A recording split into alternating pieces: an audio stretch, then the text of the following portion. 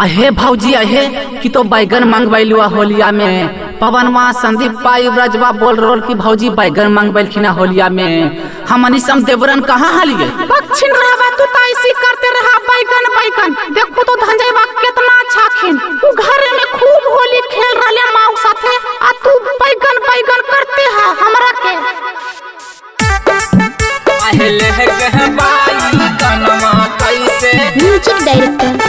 कंचन राज मुजफ्फरपुर। ओहे में घुसैलू है ओहे में घुसैलू है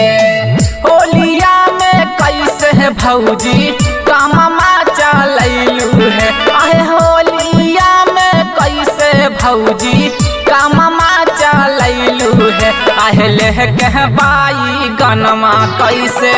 ओहे में घुसैलू है आहले कहबाई गनमा कैसे ओहे में घुसैलू है आहे भैया गेले बहरा कहना हमके बतैलू है आहे भैया गेले बहरा कहना हमके बतैलू है आहले कहबाई गनमा कैसे ओहे में घुसैलू है आहले कहबाई गनमा कैसे ओहे में घुसैलू है म्यूजिक सुशील लेह कहबाई म्यूजिक गनमा डायरेक्टर कैसे कंचन राज मुजफ्फरपुर।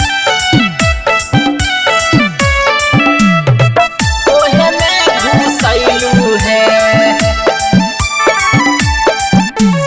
करे के मनमा हलोए भौजी हमारे बातै तू है आहे करे के मनमा हलोए भौजी हमारे बातै तू है आहे देवरे हलियो घरे बैगन काहे तू घुसैलू है आहे देवरे हलियो घरे बैगन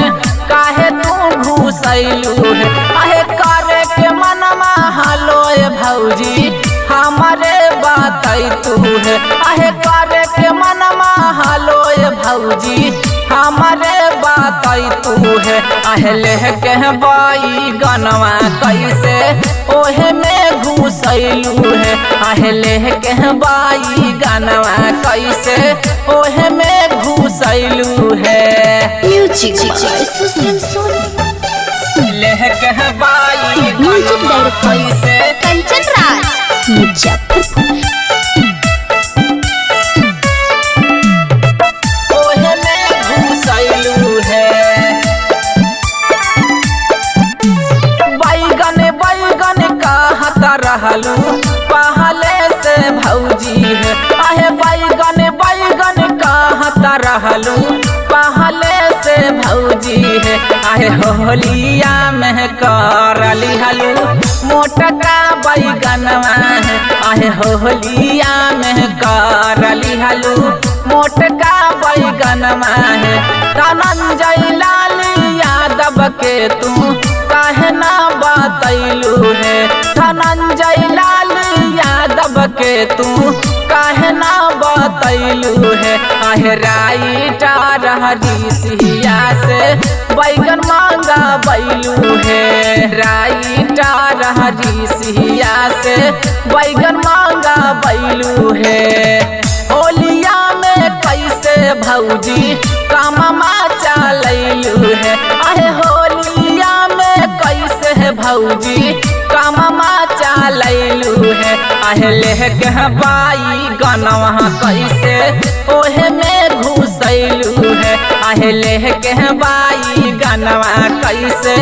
ओहे में घुसैलू है आहे भैया गेले बहरा कहना हमके बतैलू है आहे भैया गेले बहरा कहना